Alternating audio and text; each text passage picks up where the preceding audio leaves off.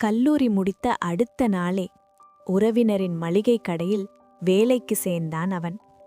கொஞ்சம் கற்றுக்கலாம், பிறகு சொந்தமா ஏதாவது பண்ணலாம், அதுதான் அவன் கனவு. ஆனா நாள்கள் போக போக உறவினரின் வார்த்தைகள் காசு கொடுக்கிற மாதிரி இல்ல, காயப்படுத்துற மாதிரி இருந்தது. உழைப்புக்கு மதிப்பில்லை, தவறுகளுக்கு மட்டும் உச்சரிப்பு அதிகம். ஒரு நாள் கடையின் வாசலில் நின்னபடி அவன் மனசுக்குள்ள முடிவெடுத்தான்.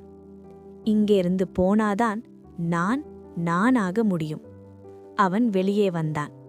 கையில அனுபவம் மட்டும், பணமில்லை, ஆனா வைராகியம் நிறைய. முதல்ல ஆரம்பிச்சது ஒரு சாலையோர கடை. ஒரு மேஜை, ஒரு குடை, சில சாமான்கள். முதல் வாரமே புரிஞ்சது, வாழ்க்கை அவ்வளவு எளிதல்லன்னு. மழை வந்தா கடை மூடும், போலீஸ் வந்தா இடம் காலி பண்ண சொல்லும். ஒரு நாள் லாபம், 3 நாள் நஷ்டம். இரவும் பசியோட, நாளையும் நம்பிக்கையோட அவன் வாழ்ந்தான். ஆனா அவன் கைவிடல. கடையை சுத்தமா வைத்தான், கஸ்டமரை மதிச்சான், சின்ன லாபத்தையும் பெரிய கனவா சேமிச்சான். மாதங்கள் கடந்தது. அதே இடத்துல ஒரு சின்ன ஷட்டர். சாலையோர கடை சொந்த கடையா மாறியது.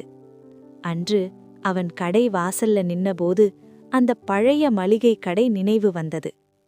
கசப்பு இல்லை, ஒரே ஒரு சிரிப்பு. ஏனென்றால் அவன் அன்றைக்கு வெளியே வந்தது கோபத்தால இல்ல, தன் சொந்த காலில் நிக்கணும்னு எடுத்த முதல் தைரியமான அடியாளதான்.